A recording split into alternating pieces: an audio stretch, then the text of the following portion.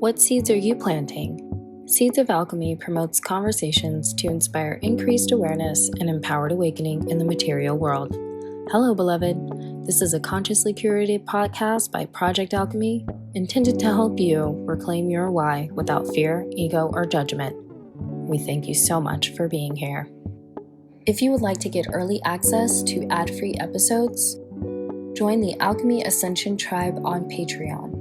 It's where you can make topic requests and dive further into discussion topics with a like-minded community.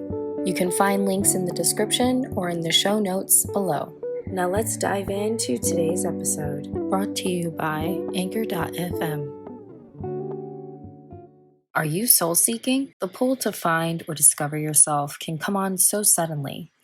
Perhaps when you find yourself at a major crossroads or choice point in your life.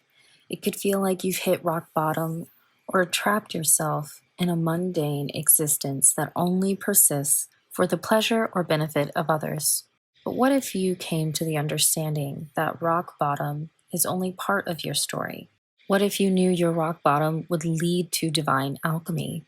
Would you be more inclined to meet parts of yourself that have laid dormant? Knowing the outcome before doing anything off-cuff is something you might wish to be your superpower, because, well, hindsight is 20/20, right? But if you knew exactly what the quest would look like, there's a chance you'd turn the other way instead. As someone who has been mending and soul-seeking for a hot minute now, I can confidently say the moment you drop that overwhelming need to know is the moment you open yourself up to universal wisdom and boundless peace. So, to help you stay motivated and open, I wanted to share 10 things that I wish I would have known prior to searching for self-guided answers and fulfillment. Number 1, spiritual attacks are real. Spiritual warfare is real. Generally speaking, people are typically not aware of that which they cannot see. This can make enforcing energetic boundaries or knowing how to preserve them extremely tricky. My advice to you is to take up a protection ritual or daily prayer to shield yourself as you set out to heal and connect with your inner child or trade material goals for the metaphysical. People can knowingly or unknowingly send you evil eye energy, leaving you to claw your way through a psychic attack. This may look like a sudden onset of fatigue, anxiety, paranoia, depression, mental fog, procrastination, and the list goes on. So it behooves you to mind the company you keep, as well as the intimate details of your life and your journey that you share with others. Number 2, patience is required. Divine timing requires a patience and understanding that's foreign to modern-day man. Keeping that in the forefront of your mind will serve you best when healing, planting new seeds, setting intentions, manifesting, birthing a new chapter, or going through trials, tribulations, and tests of faith. Making gratitude lists and reinforcing your willpower through, for example, Liberation Kriya meditations will reduce your disdain for the word patience. Learn more about Liberation Kriya with Eileen at Lavender by participating in a 30-day meditation challenge with her. She's created a timer and a free tracker to help you stay motivated and manage your progress. Number 3, doubt can build trust. The spectrum of doubt and trust is a delicate balancing act. Too far on the side of doubt, and you can get complacent or stagnant and be absolutely cruel to yourself. On the flip side, being too trusting can lead to lapses in judgment or an easing up on your self-growth habits that could reintroduce old cycles, patterns, relationships, and limiting beliefs. When discovering yourself through the lens of spirituality, hitting the rock bottom of doubt will eventually exhaust you to the point of shifting into a fuck it phase. It's one where you'll be so unafraid to chart new territories depending on yourself and your inner guidance, while also knowing you're more than capable enough to shift and be open-minded. Number 4, crisis is a teacher. In the spiritual community, it's often said it's happening for you, not to you.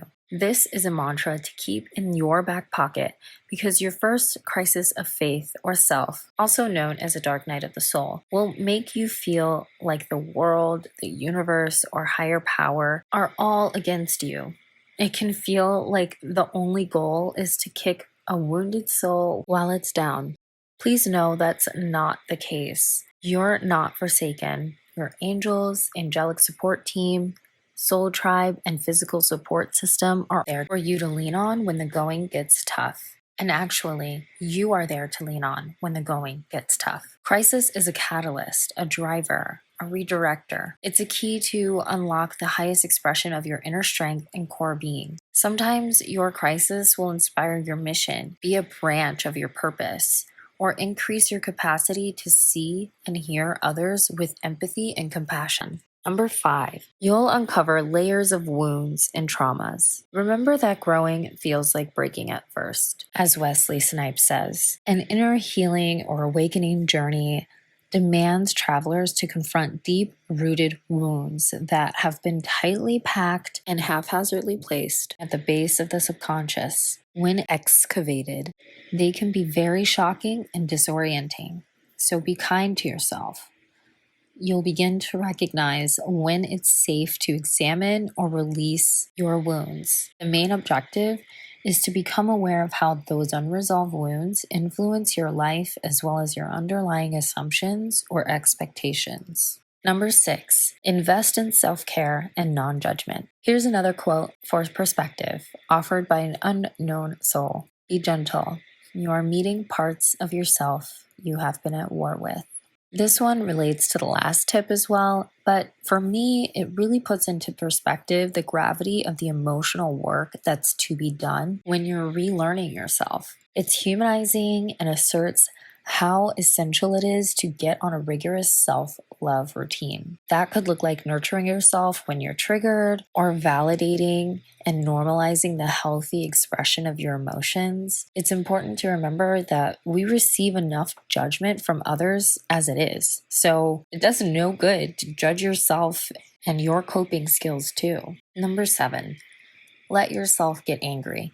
As your stuff comes up and your triggers become known, give yourself permission to sit with and express your feelings. Do that in a healthy way, of course, but do it. Some of the wounds you'll be asked to confront may make you want to give up or lose faith in others, or in the possibility of having a genuine connection. You could find yourself asking, why was no one concerned with protecting me? Or why didn't I stand up for myself in that situation? Or why couldn't I have known what I know now? Don't get stuck there. Feel the anger that follows this line of questioning. Why? Well, because it'll embolden you to give yourself the permission to move on with your life, move beyond subconscious loops and cycles. It'll embolden you to learn from the past and to cut those energetic ties and cords. Plenty of mantras come to mind to reiterate how important it is to let yourself get angry and express your hurt. Mantras such as, you have to feel it to heal it, and the only way out is through. So stop shutting off your feelings, feel them. Stop denying your pain, validate it. Stop carrying the weight of the past, drop it. And the next time anger comes up for you, don't deny it. Don't deny yourself the right to express it. Number 8, unlearning unhealthy habits and limiting beliefs are opportunities to challenge yourself. Black and white thinking doesn't leave room for the gray areas in life. And the gray areas are where we experience growth. As tempted as you may be, you do yourself a disservice when you avoid your wounds or fail to acknowledge your shadow side simply because confronting and or owning them would hurt or be a hit to your ego. Fighting against the natural response to feed your ego, to resist change, and to double down on what's always been is the best thing you can do for yourself. Lean into all of it by retraining your mind to see these challenges as opportunities to become more aware of how these patterns of behavior affect how and what it is that you manifest. This will allow you to not only see the generational traumas, cycles, or karma that's at play, but also gain the courage to stop them dead in their tracks. Number 9, become aware of when imposter syndrome enters the chat. After the roller coaster of emotions and eye-opening growth stages, you will encounter exhilarating breakthroughs. Your heart, your divine masculine and divine feminine energies may be so invested in turning the page to begin a new chapter, but your head and your inner saboteur might not be. That itching feeling that you may not be deserving of rest, rehabilitation, or advancing to a new fresh start may cause you to subconsciously self-sabotage a really good thing. The Good Trade has done a great piece on working through imposter syndrome called How to Combat Imposter Syndrome, which I highly advise you check out. The nuances of feeling inadequate or undeserving can derail what you're actively seeking to manifest or overcome. Recognizing when you find yourself in the throes of shame or insecurity can help you course correct on the onset rather than trying to rebuild your self-esteem when you feel unworthy or at your lowest of lows. And lastly, number 10, the royal quote-unquote wokedom can be lonely and isolating at first. Harkening back to episode 3, self-love and isolation, it's pertinent to know going into your journey that not everyone will get it or be able to join you. Healing your inner child or awakening to your higher consciousness is meant to put the focus back on you and not necessarily others.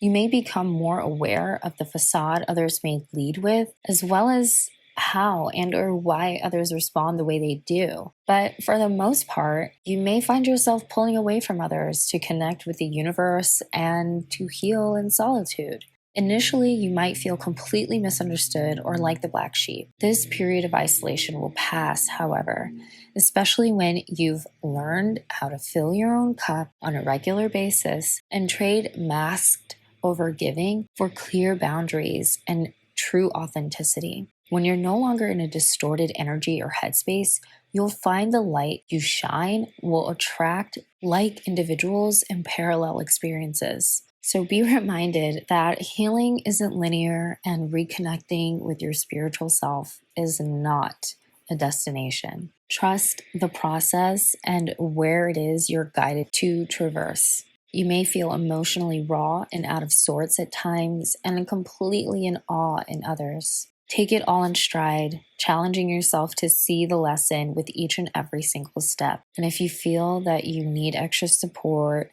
while soul seeking, I invite you to look up the Unilome and to connect with the Natural Healing or Intentional Living resource libraries on our website at projectalchemy.com.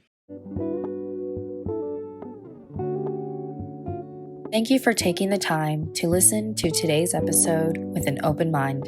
We hope it inspires you to align with higher consciousness and welcome growth in all areas of your life. We hope you know you're supported, not only by the universe, but also by the Project Alchemy community. Feel free to make your way over to our show notes and description box for resource links, as well as the link to join our Alchemy Ascension tribe on Patreon. Follow us at Project Alchemy on Instagram to keep this conversation going. And if you prefer blogs, find the transcribed version of this podcast episode at projectalchemy.com/the-journal. With that, we send you peace and love, and we hope that you'll join us again in the next episode. Namaste, beloved.